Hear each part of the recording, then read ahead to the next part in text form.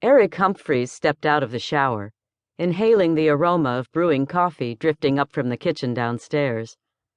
As a young man, his list of necessary attributes for the perfect woman never included a requirement for her to be an early riser, but he never forgot how lucky he was to have married a woman that was. Every morning, she eased out of bed while he lay there drifting in and out of sleep, half listening to the small sounds she made as she dressed and got going. He couldn't imagine starting a day with her energy and enthusiasm. No matter how well he slept or how long, he was always reluctant to break through the inertia and stumble into the shower. His only motivation was the knowledge that Vicky waited downstairs with a smile on her face, a cup of coffee at the ready, and the daily newspaper folded beside his placemat. He put the towel on his head, tousling the dark brown hair that was losing the battle with the conquering strands of gray. He wiped off the rest of his body and tossed the damp towel on the bottom of the bed. He pulled a t-shirt over his head and stuck one foot into his boxers. Before he could lift the other leg, a scream and the slam of a door echoed through the house.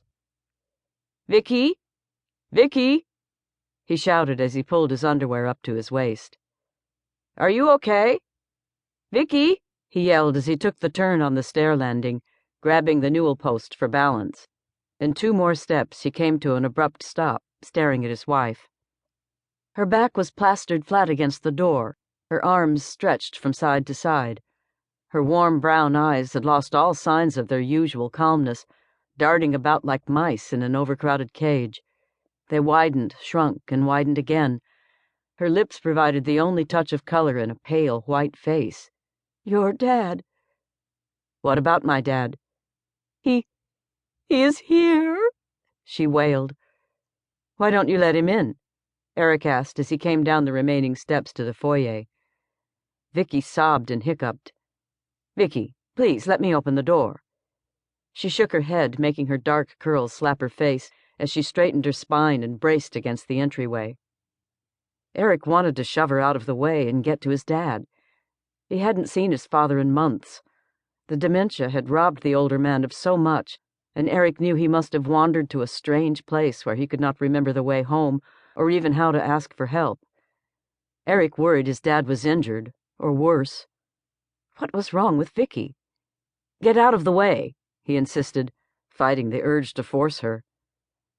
Vicky looked up at her husband's fierce eyes, and her shoulders slumped. "I don't want you to see this," she sobbed, before stepping aside. Eric pulled open the door, ready to wrap his arms around his father, but where his dad should have been standing, there was an empty space. Eric looked down and to the right, at a pair of feet in freshly shined black dress shoes.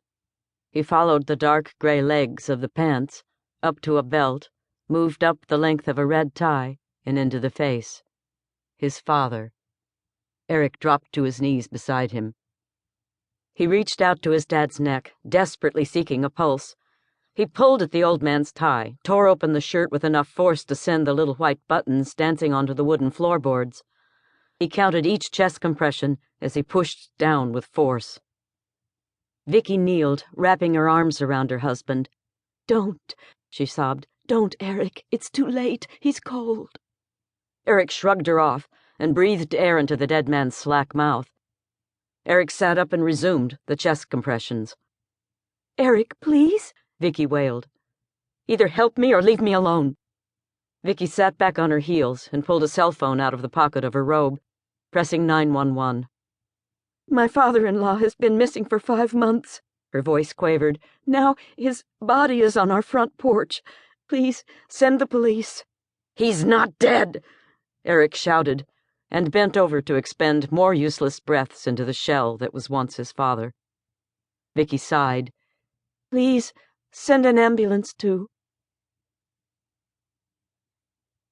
To keep listening to this audiobook, I've left you a link in the description so you can do it, at no cost thanks to Audible's 30-day free trial.